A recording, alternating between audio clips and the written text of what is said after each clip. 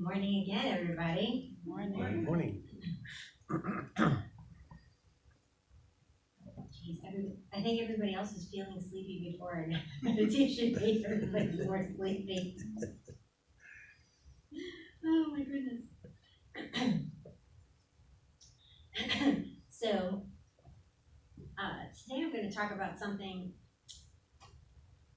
I like to do this kind of stuff like around the beginning of the year, because everybody's making resolutions and making new changes. But then after I thought about it, I was like, it kind of doesn't matter, because you can make a change and improve things and change your mindset anytime during the year. Like, I think that's where a lot of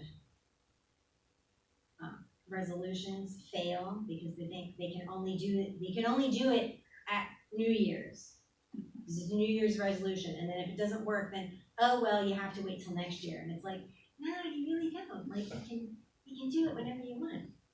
So today I'm going to talking about retraining your brain, and specifically letting go of the victim mentality. So how many of us use the phrase, I can't?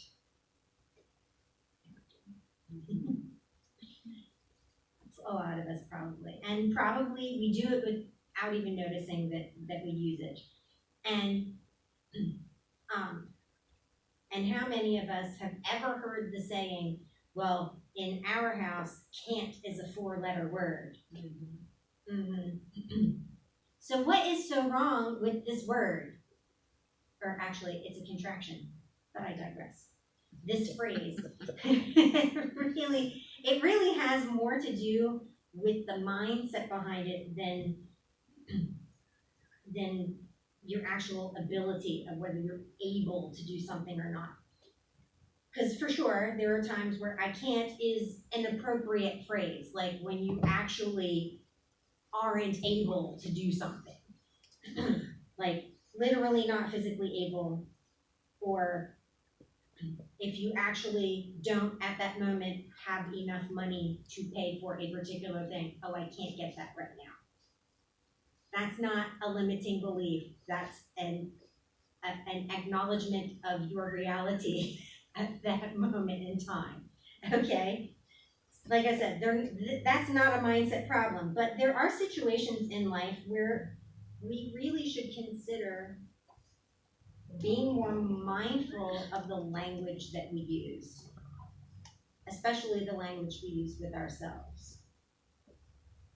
Because a lot of the time, when we use I can't language, we're talking about not an actual limitation, but some sort of restriction or limitation that's just a perceived. It's something that we've made up in our imagination. It's a perception that makes us the victim of whatever is causing this limitation.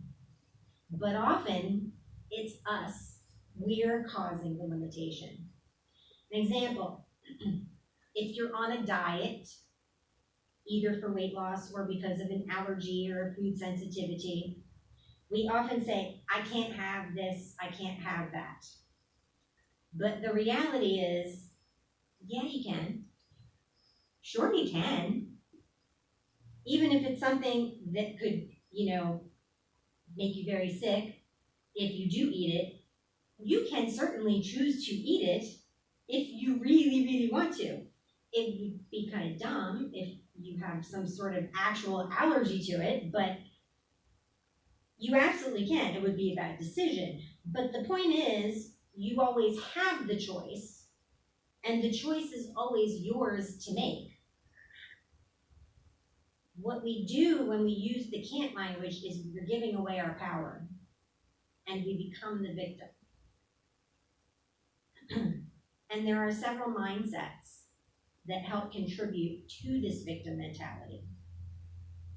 And they come in pairs: pessimism versus optimism, fixed mindset versus growth mindset, the scarcity mindset versus the abundant mindset. And when we talk about the pessimism the fixed, the scarcity. These mindsets basically put everything is out of our hands. Like whatever is happening, we can't do anything about it. On the other side of the spectrum, the optimism, the growth mindset, the abundance mindset, that's the belief that it's totally in our hands. And we can totally do something about it with our decisions and the actions we take. We have some control over it. And most people are not at one end or the other.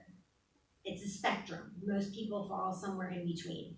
You're very rarely going to meet somebody who is just completely an optimist and not have any sort of pessimism.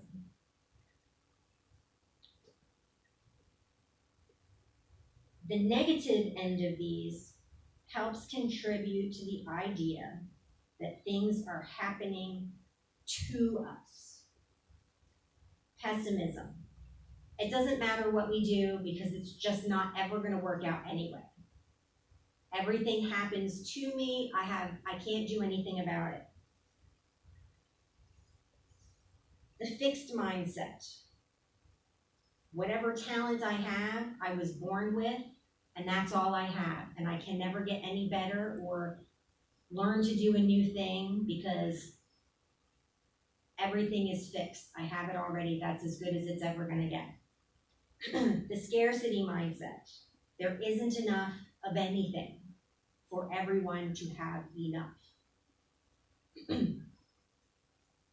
And then the polar opposites. Optimism versus pessimism. Optimism is no matter what I do, it's going to work out. Whatever. The growth mindset. Of course, I can get better at stuff I'm naturally good at, but if there's something I'm interested in, but I don't have any natural ability, I can learn and practice and get better at that. And the abundance mindset is, sure, there's enough of everything for everybody to have some. And when we talk about scarcity versus abundance, we're not just talking about the material things either. People with an extreme scarcity mindset don't believe that there's enough love or happiness or success for everybody to have some. It's that we've been hearing a lot. I don't like to get very political with my stuff, but you'll hear it a lot when you talk about when you watch the news and hear a lot of the political stuff that's going on. There's a lot of scarcity in that. You'll hear very often that it's like, in order for someone else to succeed, someone else has to fail. And it's like, that isn't true. It's just not true. But back to the can't language.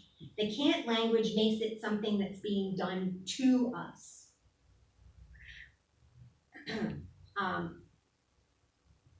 When Ryan talks, pretty much every time he rolls back around to a phrase that things are happening for me.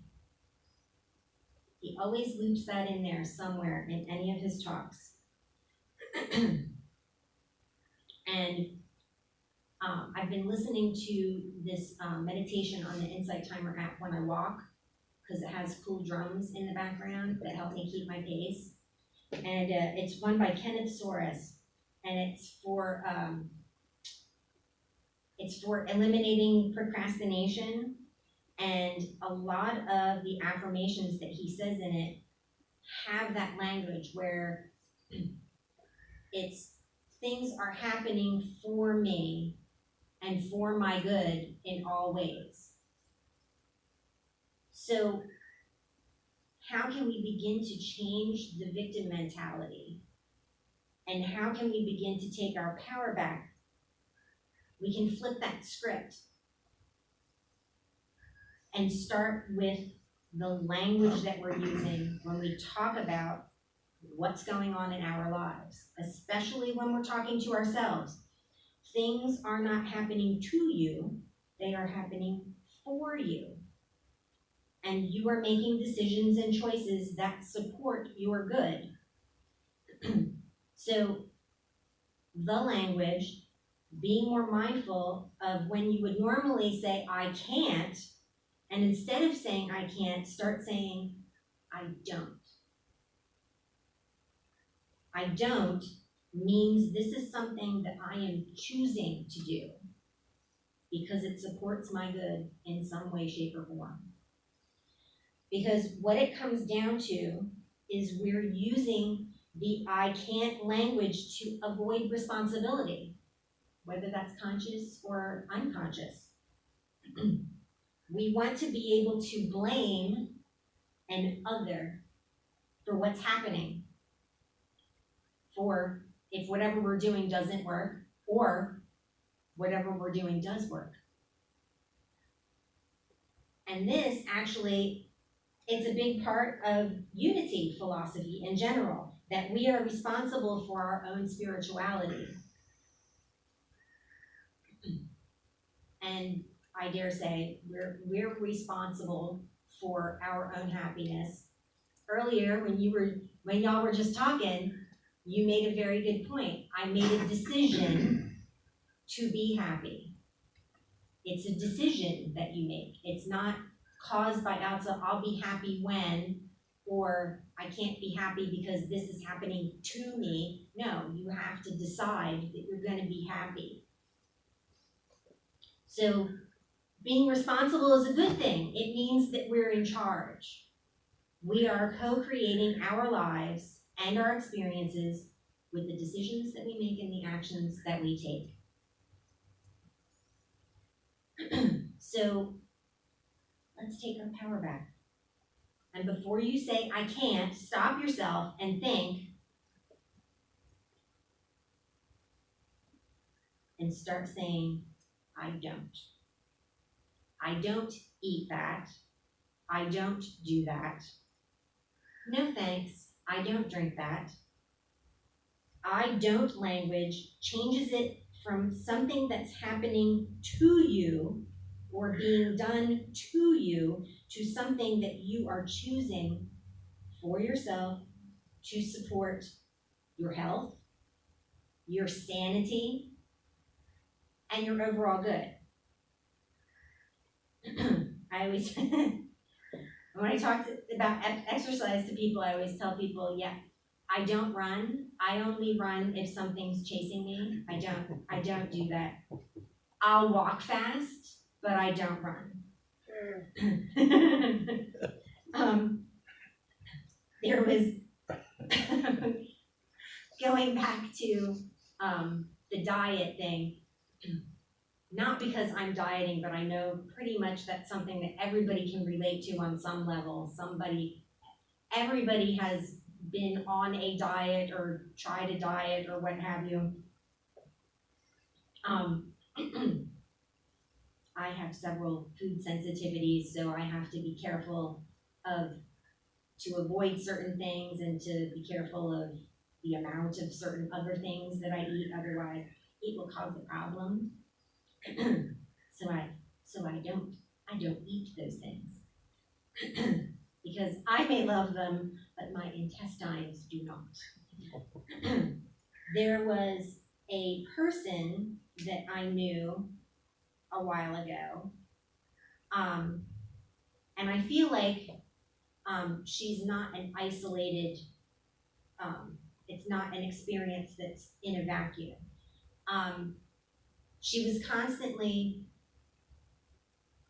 going on ridiculously restrictive diets, and it was always like, I have to lose weight, and she never had anything good or nice to say about her body or herself, and it was always a ridiculous diet. That there was never any chance that it was going to succeed because it was basically practically starving yourself. And then she would starve herself all day.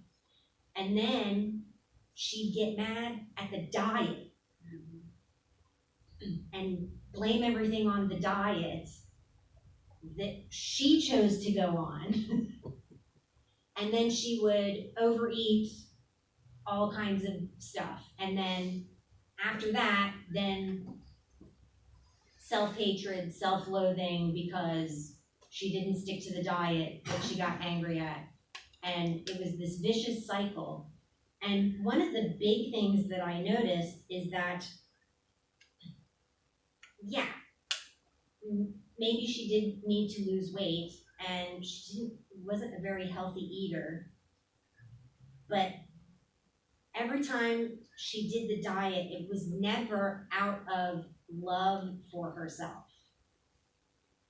Every time it was because she hated something about herself that needed to change. It was done out of like punishment almost. And then she would blame the diet for punishing her, except it wasn't the diet, she was punishing herself. And I think that's another big thing about the can't language, switching the can't to I don't, because also when you change it to I don't do that, it's because you're doing it because you care about yourself. Like that, if you don't have love behind your language also, that is going to make a big difference in your mindset. If you are doing these things because of dislike for whatever, not because you want to improve your health, but because you hate something about yourself, it's that I feel like is almost doomed to fail anyway, because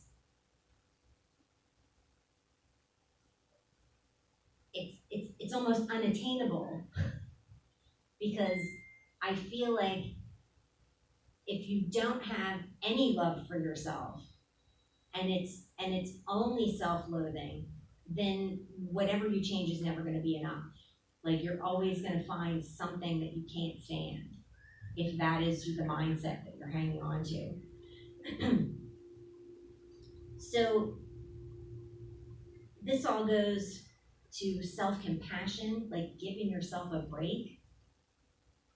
And also, yeah, flipping your script, taking back your power, but also giving yourself some compassion and some love, and putting love behind the decisions that you're making and the actions that you're taking in your life. Changing the I can't to I don't